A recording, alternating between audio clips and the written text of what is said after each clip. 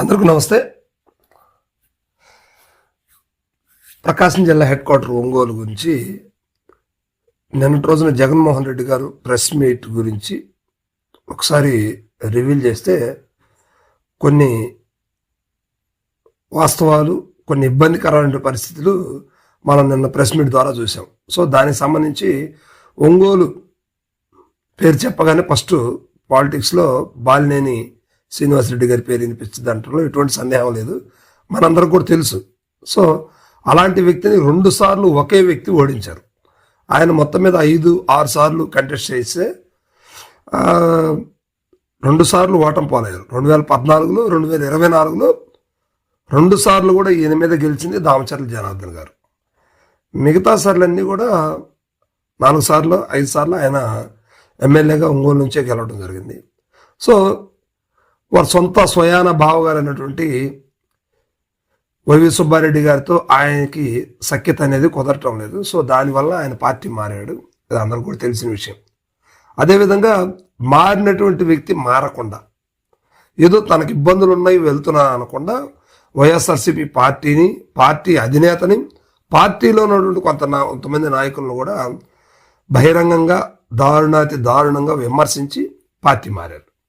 So అంతటితోటి ఆయన party chapter అయిపోయింది అనుకొని వైసీపీ కామ్గా ఉంది.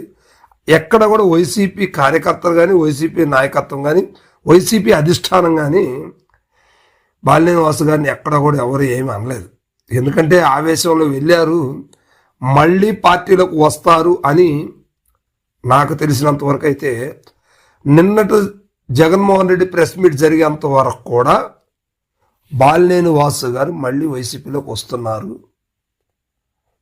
ఆయనే వైసీపీ క్యాండిడేటు అని వైఎస్ఆర్సీపీలో సగం మందికి పైగా కేడర్ మొత్తం కూడా ఆయన్నే కోరుకుంది. ఆయన జనసేనలకు వెళ్ళినప్పటికి కూడా ఆయన మీద పెద్ద వ్యతిరేకత, కోపం ఏమి లేదు. సరే ఆయనకేదో ఇబ్బంది అయింది, పోయింది. సరే ఈ 5 ఏళ్ళు ఉన్న తర్వాత నెక్స్ట్ కంటెస్ట్ చేసే సమయానికి వస్తాడని ఒక ఆశ ఉంది. కానీ జగన్మోహన్ రెడ్డి గారు బాలినేని వాసు గారికి నిన్న ప్రెస్ మీట్తో చెక్ పెట్టారు. ఎందుకంటే ఇక్కడ ఇన్ఛార్జిగా తీసుకున్నటువంటి కమ్మ సామాజిక వర్గానికి చెందినటువంటి చుండూరు రవిబాబు గారిని రేపు క్యాండిడేట్గా కూడా నిన్న ప్రెస్ మీట్లో డిక్లేర్ చేయడం జరిగింది.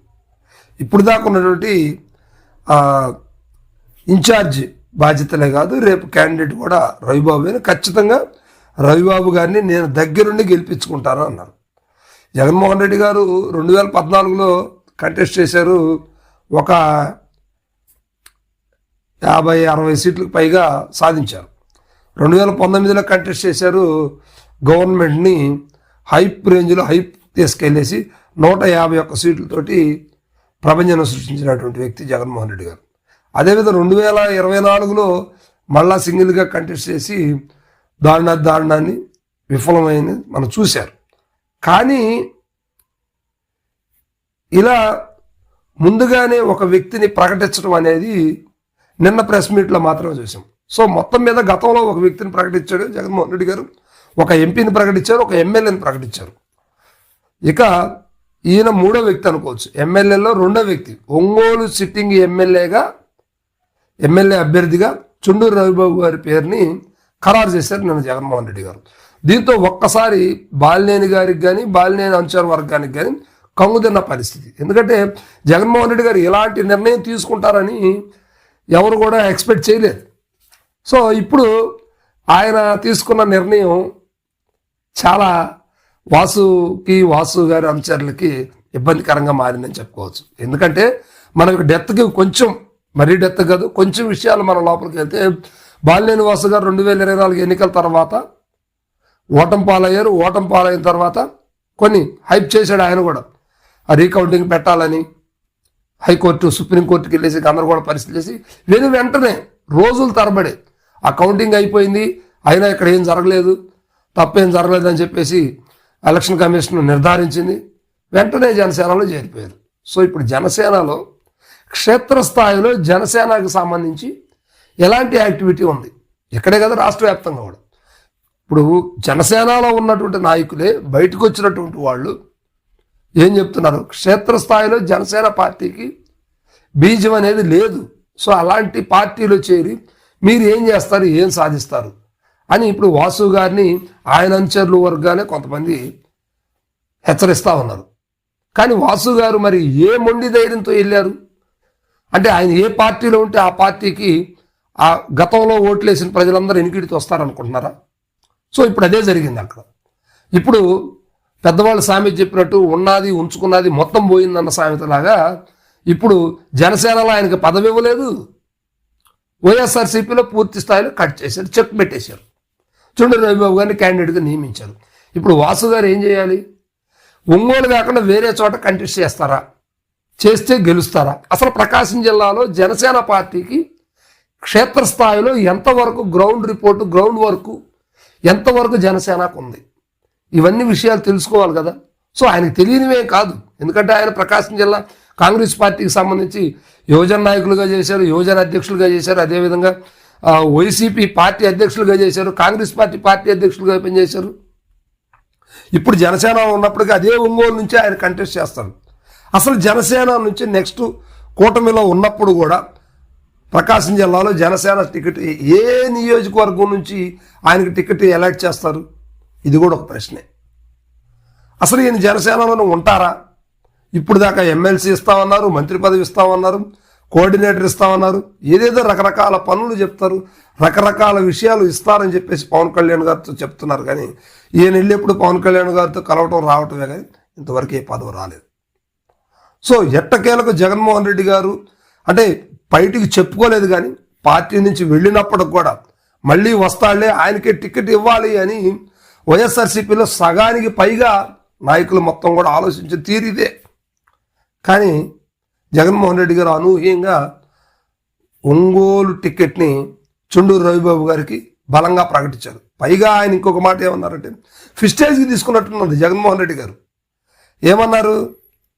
జిల్లాకి బూచేపల్లి శివప్రసాద్ రెడ్డి, ఒంగోలుకు చుండూరు రవిబాబు, నేను దగ్గరుండి గెలిపించుకుంటానన్నారు. అంటే దాని ఆంతర్యం ఏంటి? దాన్ని ఒక్కసారి లోతుగా అవగాహన చేసుకోగలిగితే బాలినేని వాసు గారికి చెక్ పెట్టినట్టే కదా. సో ఒకవేళ ఇప్పుడు బాలినేని వాసు గారు జనసేన నుంచి పోటీ చేయడానికి కూడా అక్కడ కూటమిలో ప్రధాన పార్టీ తెలుగుదేశం పార్టీ ఉంది. దామచర్ల జనార్దన్ గారికి ఈయనకి నిన్న కూడా గొడవలు జరిగిన పరిస్థితులు ఉన్నాయి, గందరగోళ పరిస్థితులు ఉన్నాయి. ఇలాంటప్పుడు తెలుగుదేశం పార్టీ అక్కడ కంటెస్ట్ చేసినప్పుడు కూటమిలో భాగమైనటువంటి జనసేన అక్కడి నుంచి ఎలా కంటెస్ట్ చేస్తారు? వేరే నియోజకవర్గం నుంచి చేయడానికి ప్రకాశం జిల్లాలో ఉమ్మడి ప్రకాశం కావచ్చు, ఇప్పుడు కొత్తగా ఏర్పడిన మార్కాపురం జిల్లాలో 4-5 నియోజకవర్గాలు కావచ్చు, ఎక్కడా కూడా జనసేన ప్రాబల్యం ఉరవల్లాగా ఉన్న పరిస్థితులు ఎక్కడా కనిపించట్లేదు. సో మరి ఇలాంటి పరిస్థితుల్లో బాలినేని వాసు గారి పరిస్థితి ఏంటి? అసలు ఇప్పుడు జగన్మోహన్ రెడ్డి గారితో ఉన్నప్పుడు ఆయనకు సొంత పార్టీ, సొంత ఇల్లు లాంటిది. ఇప్పుడు జనసేన పార్టీలోకి వచ్చినాక జనసేన అనేది అద్దెల్లు, అద్దె పార్టీ లాంటిది. అంటే నేను పార్టీ గురించి మాట్లాడట్లేదు, ఆయనకి, ఆయన మనస్తత్వానికి. ఎందుకంటే ఇక్కడ అందరూ సఖ్యత కలిగి అందరూ తెలిసినటువంటి వాళ్ళు. అక్కడ పవన్ కళ్యాణ్ గారే ఆయనకు సరిగ్గా కలిసే పరిస్థితి లేదు. అసలు జిల్లాలో జనసేన పార్టీ తరఫున నేనున్నాను, నేను చెప్పినట్టు వినండి అంటే ఎంతవరకు వింటారు? ఇటీవల రూమర్లు వస్తాయి కొంతమంది వైసీపీ ఇన్ఛార్జీల మీద, అంటే తాను గెలవకపోయినప్పటికీ తాను పార్టీలో లేను కనుక మీరు కూడా బయటికి రండి, మీరు కూడా ఆగిపోవాలి అనే కోణంలో కూడా జరుగుతుందని చెప్పేసి ఒక వార్త వచ్చింది. సరే, అంత రాజకీయం చేసినటువంటి వ్యక్తి అలా మాట్లాడతారని నేనైతే అనుకోవట్లేదు. కానీ మొత్తం మీద మాత్రం బాలినేని వాసు గారు తొందరపడ్డారేమో అనే మాట అయితే వైఎస్ఆర్సీపీలో ఆయన అభిమానులు, అంటే పార్టీ మారకపోయినప్పటికీ ఆయన మారుండొచ్చు, కానీ పార్టీ మారిన కొంతమంది ఇంకా బాలినేని వాసు గారి మీద అభిమానులు ఉన్నటువంటి వాళ్ళందరూ కూడా ఆయనే వస్తారులే, పార్టీలోకి వస్తారులే, మనం వెయిట్ చేద్దామని చాలామంది అనుకుంటున్నారు. నేను కూడా చాలా విన్నాను ఇట్లాంటి. కానీ అనూహ్యంగా జగన్మోహన్ రెడ్డి గారు నిర్ణయం తీసుకోవటం అనేది బాలినేని వాసు గారికి చెక్ పెట్టినట్టే ఒక రకంగా.